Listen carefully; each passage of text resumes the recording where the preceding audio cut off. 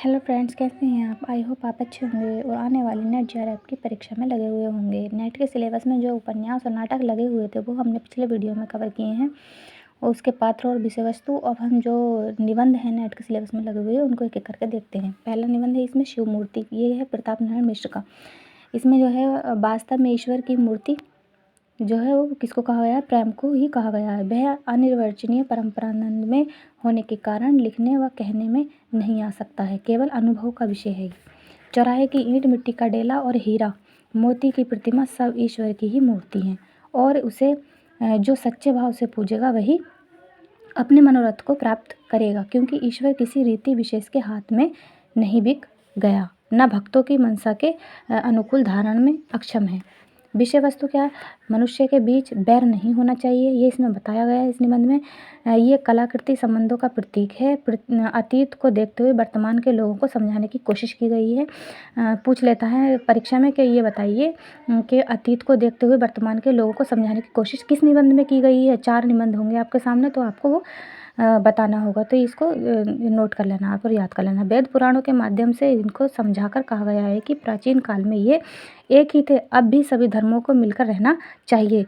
शिव विष्णु आदि को मानने वालों को एक ही कटघरे में खड़ा कर दिया गया। शिव शंभू के चिट्ठे, ये दूसरा निबंध है। ये किसका है, 1940 में आया। ये बाल मुकुंद गुप्त का निबंध है। इसमें है नैतिकता और स्वाधीनता का संबंध बताया गया। लॉर्ड कर्जन जो टाइम जो है गवर्नर जनरल थे, विक्टोरिया मेमोरियल हॉल और दिल्ली दरबार, ये 2 इन्होंने काम किए हैं। इस गवर्नर ने अंग्रेजी सरकार की नीति शासन व्यवस्था को उसमें दिखाया गया। शिक्षा का बाजारीकरण, भ्रष्टाचार, गरीबों को शिक्षा से वंचित रखना, कमीशन के कार्य।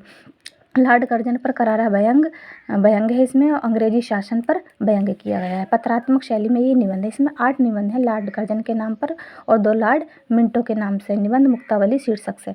भारत में कई तख्त पलटते देखे हैं। भारत ने जो है वो कई तख्त पलटते देखे हैं, मतलब कई जो है गवर्नर आए और गए, इसका कहने का मतलब ये है। और आपका मतलब लॉर्ड कर्जन का लेखक कह रहा है कि आपका शासन भी देखा है, आपने भी कुछ नहीं किया श्रीमान, आपने यहाँ आने के बाद किया ही क्या है। बुलबुलों का स्वप्न अर्थात भारतीयों को स्वप्न ही दिखाए हैं। जनता की अपूर्ण इच्छाएं पाने की कल्पना में जीवन व्यतीत कर दिया है। जरा विचारिए, ये 2 काम शो के लिए करे थे आपने या फिर आपकी ड्यूटी ही थी। भाषा की दृष्टि से ये निबंध बहुत ही उत्तम है। महावीर प्रसाद द्विवेदी ने कहा है कि बाल मुकुंद गुप्त के बारे में महावीर प्रसाद द्विवेदी ने कहा है कि अच्छी हिंदी बस एक ही व्यक्ति जानता है। कौन? बाल मुकुंद गुप्त। ये कहा किसने? महावीर प्रसाद द्विवेदी ने। बाल मुकुंद गुप्त ने द्विवेदी जी के भाषा और व्याकरण अनिस्थिरता शब्द को लेकर उनकी आलोचना की है आत्माराम की टेंटे नाम से। किस नाम से? आत्माराम की टेंटे। और इसके जवाब में महावीर प्रसाद द्विवेदी जी ने सरगु नरक ठिकाना नाही शीर्षक से एक निबंध लिखा कल्लू अलाहित नाम से। अगला निबंध है कविता क्या है, रामचंद्र शुक्ल का। 1909 ईस्वी में ये सरस्वती पत्रिका में प्रकाशित है और रामचंद्र शुक्ल ने निबंधों का संकलन चिंतामणि शीर्षक से किया है।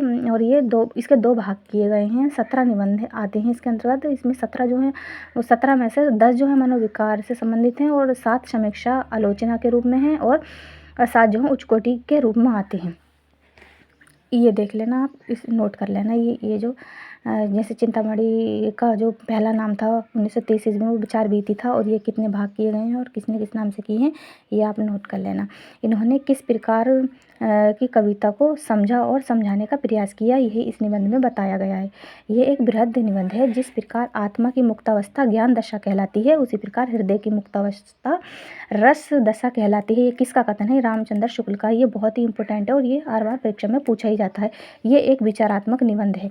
ये कविता क्या है, निबंध किस प्रकार का है? ये एक विचारात्मक निबंध है। आई होप ये वीडियो आपको पसंद आई होगी। पसंद आई हो तो लाइक करें, कमेंट करें और शेयर करें और हमारे चैनल को सब्सक्राइब करें। Thank you.